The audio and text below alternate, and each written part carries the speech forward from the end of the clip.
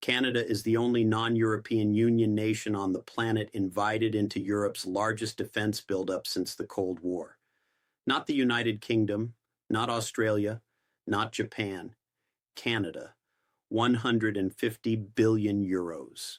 That is the scale of the Security Action for Europe program. SAFE in Ottawa has a seat at that table that no other outside nation has been given. Let that land for a second. Now, here is the question I could not stop thinking about. What exactly happened in Ottawa that made the president of Finland, a country sharing a border directly with Russia, board a plane, fly across the Atlantic, and sign 4 separate strategic agreements with Canada in a single visit? Because Finland's President Alexander Stubb did not just show up for a photo opportunity and a handshake. He signed an intelligence sharing framework, a maritime cooperation agreement, an Arctic security commitment, and a joint declaration on sovereign technology and artificial intelligence. 4 agreements.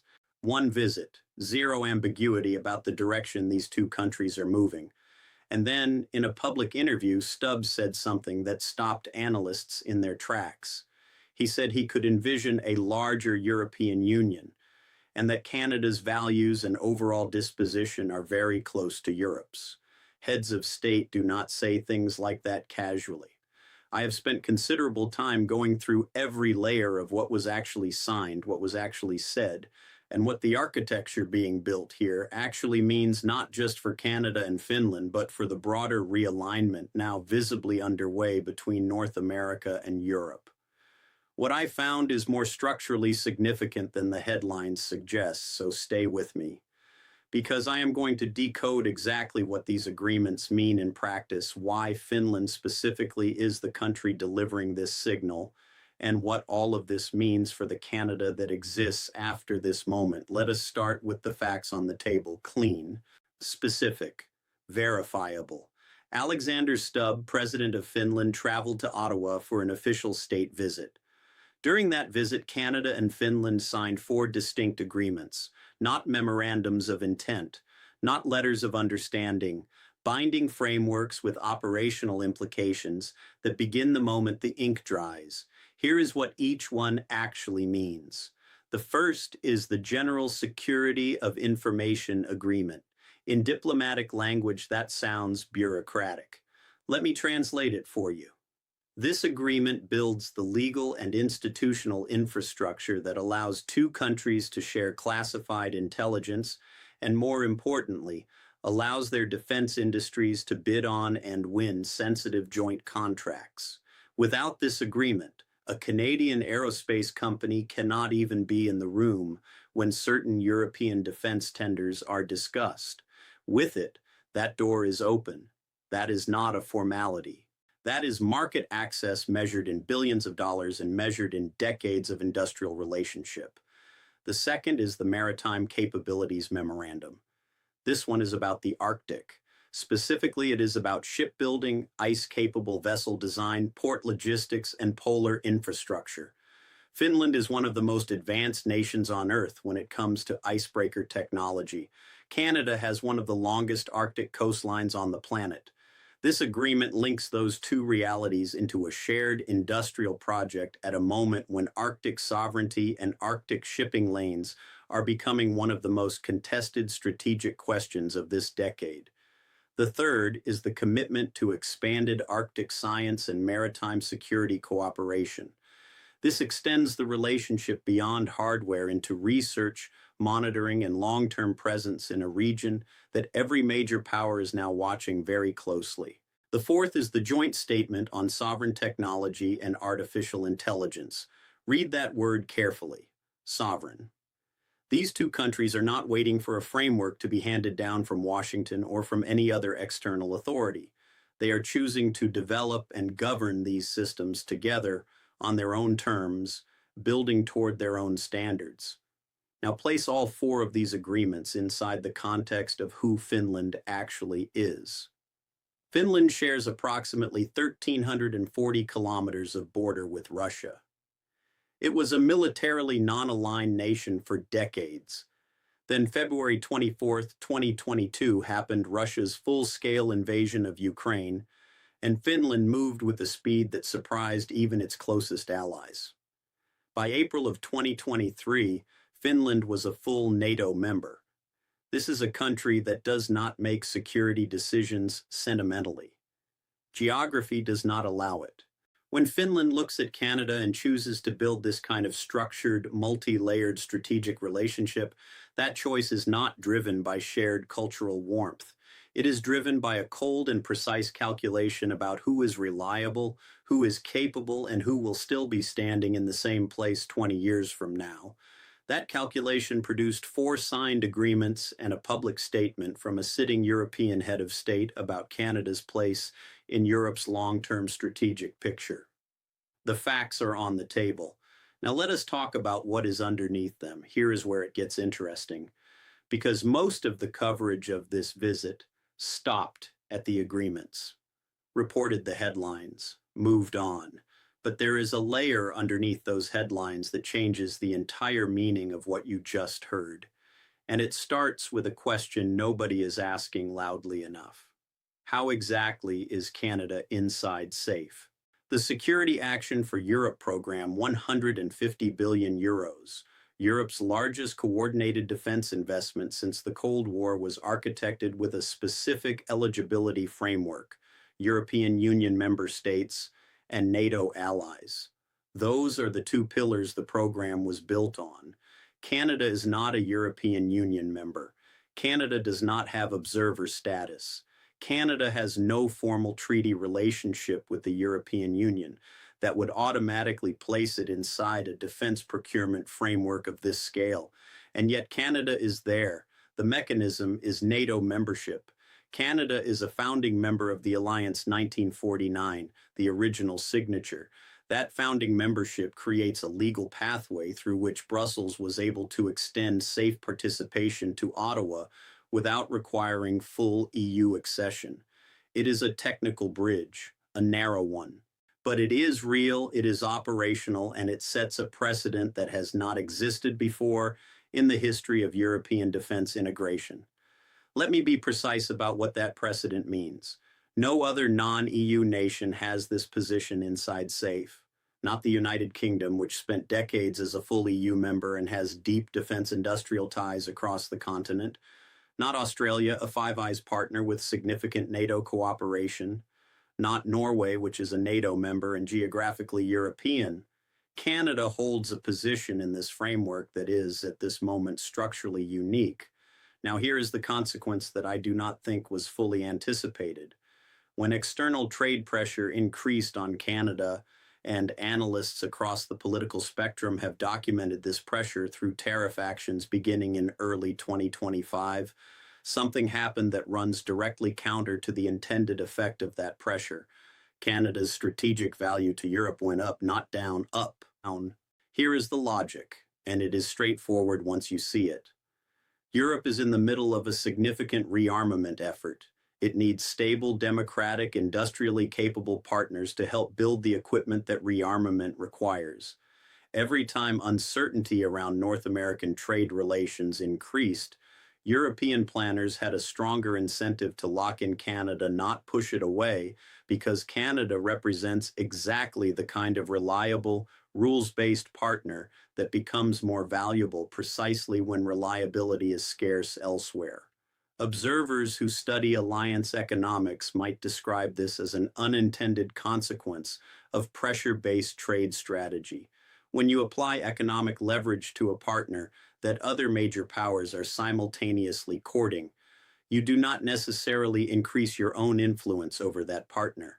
You may, in practice, increase their attractiveness to your competitors. The data point that crystallizes this most clearly is the timeline. The expansion of Canada's role in European defense frameworks accelerated during the same period in which trade tensions with Washington were at their most acute. That correlation does not establish causation on its own, but it is a pattern that strategic analysts are watching very carefully. And Prime Minister Mark Carney has described the current trade environment as a structural rupture, not a temporary disagreement, not a negotiating posture, but a rupture. That is precise language from a former central banker who understands exactly what words mean in international economic contexts. President Stubb, from the other side of the Atlantic, has said plainly that the global order is clearly changing. Two leaders, different countries, different languages, the same conclusion.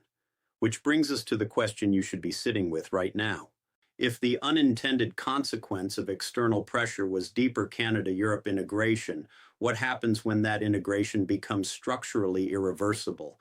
That is exactly what we need to decode next. Let me put on the translator hat now, because what you have heard so far are the facts, the agreements, the mechanisms, the consequences. But facts without interpretation are just a list. And a list does not tell you what is actually happening at the level where decisions get made. So let me decode this, layer by layer. This is the question that tells you the most. Germany is Europe's largest economy. France is Europe's most militarily ambitious power. Either one of those countries sending a head of state to Ottawa with 4 agreements in hand would be significant, but it would also be expected. Germany has deep trade relationships with Canada. France has Saint-Pierre-et-Miquelon, French territory off the coast of Newfoundland, and has already publicly floated the idea of Canada in European frameworks. Finland is different. Finland does not have the economic weight of Germany or the geopolitical ambition of France. What Finland has is credibility on exactly one subject, and that subject is what it actually feels like to share a border with Russia and survive. When Finland makes a security judgment, the rest of NATO pays attention. Not because Finland is the loudest voice in the room, because Finland has the most skin in the game. 1,340 kilometers of shared border with a country that launched a full-scale invasion of a neighboring democracy in 2022. Finland spent decades navigating that reality through careful neutrality. Then it watched what happened to Ukraine and decided neutrality was no longer a viable strategy. That decision, joining NATO in 2023, was not made lightly. It was made by a country that had thought longer and harder about Russian military capability than almost any other nation in the Western world. So when that country's president flies to Ottawa, signs 4 agreements, and says publicly that Canada belongs in Europe's strategic family, that signal carries a specific weight that a statement from Berlin or Paris would not carry in the same way. Finland is not signaling sentiment. Finland is signaling strategic confidence. President Stubbs stated in a public interview that he and Prime Minister Carney exchange messages nearly every day. I want to be careful here, because this claim comes from a single public statement from one party in one interview. It has not been independently verified through official communications records from either government, but if accurate and there is no public contradiction from Ottawa, the significance is not the frequency, it is the function. Heads of state communicate through established diplomatic channels. Formal calls, scheduled briefings, prepared talking points reviewed by foreign ministries on both sides. That is the standard architecture of international communication at the leadership level. Daily informal messaging, if that is what is happening, suggests something different. It suggests 2 leaders who are actively coordinating in real time, sharing information, aligning positions, and making sure the other knows where they stand before major decisions are made publicly. Analysts might describe that level of communication as a sign of genuine policy synchronization rather than routine diplomatic courtesy. That distinction matters, because policy synchronization at the leadership level tends to produce outcomes that outlast the leaders themselves. The institutions, the agreements, the frameworks they build together, those remain operational long after the individuals who created them have left office. This is where I need to slow down and be precise, because this is the point where commentary can slide from analysis into speculation, and I am not going to let that happen. Stubbs said he can envision a larger European Union and that Canada's values are close to Europe's. That is a statement about disposition, about cultural and political alignment. It is not a policy proposal. It is not a legal framework. It is not a roadmap. The distance between a sitting president saying, I can envision this, and Canada actually beginning formal accession negotiations with the European Union is measured in decades, not years. It would require unanimous agreement from all 27 current EU member states. It would require Canada to align vast areas of domestic regulation, trade law, and governance with EU standards. It would require resolving fundamental questions about what EU membership means for a country that is geographically located in North America. None of that is impossible in the very long run, but none of it is imminent. What Stubbs' statement actually does is something more subtle and arguably more significant than a membership offer. It changes the conversational frame. It moves Canada from the category of external partner into the category of countries we think about when we think about our own future. That shift in how European leaders conceptualize Canada, that is what has real near-term consequences for how deals get structured, how defense contracts get allocated, and how future frameworks get designed. The language of diplomacy is rarely about what it announces. It is almost always about what it normalizes. And right now, something is being normalized that was not normal 12 months ago. Let me bring this down from the level of heads of state and signed agreements, because everything I have described so far happens in rooms most Canadians will never enter, signed by people most Canadians will never meet, in language most Canadians will never read. So let me tell you what this actually means at the level where it matters most. Your industry, your paycheck, your city. Canada's participation in SAFE is not symbolic. It is contractual access to a procurement system spending 150 billion euros on real equipment ships, aircraft components, communication systems, armored vehicles, and the industrial supply chains that support all of them. The companies positioned to benefit most immediately are concentrated in specific regions. Quebec's aerospace corridor companies that supply components to European defense primes now has a formal pathway to bid on contracts that were previously closed to non-EU suppliers.